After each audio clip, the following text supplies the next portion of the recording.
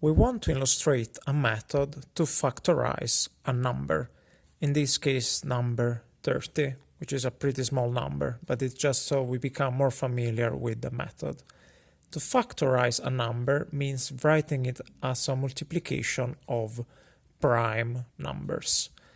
To perform such action, we need to first decompose the number.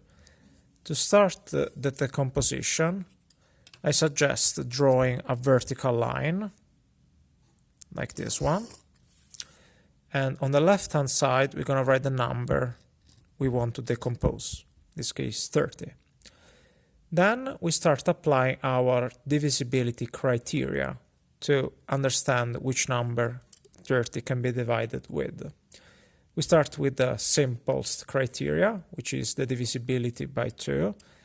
And this criteria says that if the last digit of the number is 0, 2, 4, 6, or 8, which means if the number is even, then it can be divided by 2. And we are in luck, because the last digit is 0, therefore we know that this number can be divided by 2. Once we found a number we can divide with, let us write it here on the right hand side, in this case 2. Now we just need to perform the division. 30 divided by 2 gives us as a result 15. Alright, now we just have to reiterate the process and check if we can divide 15 with another number. We know that 15 is not prime, therefore let us apply the divisibility criteria. The last digit is 5, which is not an even number, it's odd, therefore we know that we cannot divide it by 2 this time.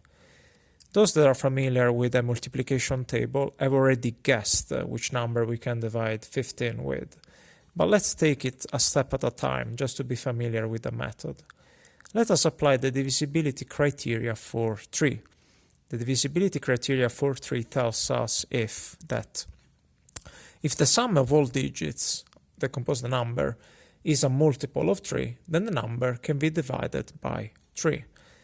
So, the sum of the digits means 1 plus 5. And let's perform the sum here. 1 plus 5 equals 6.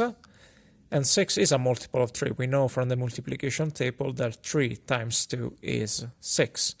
Therefore, we have verified that this number can be divided by 3. We write, therefore, 3 here on the right-hand side. 15 divided by 3 equals 5. 5 is a prime number, and by definition, it can only be divided by itself or 1. So let's divide it by itself. 5 divided by 5 is 1. And when we reach 1 on the left-hand side, it means that we cannot progress in our decompositions. We have decomposed the number as much as possible.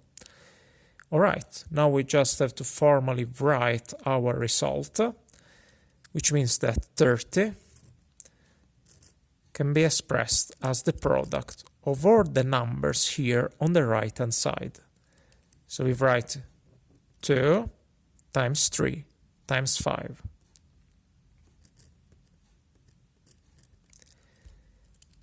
You see, we have factorized number 30 this way, and all these numbers 2, 3, and 5 are prime numbers.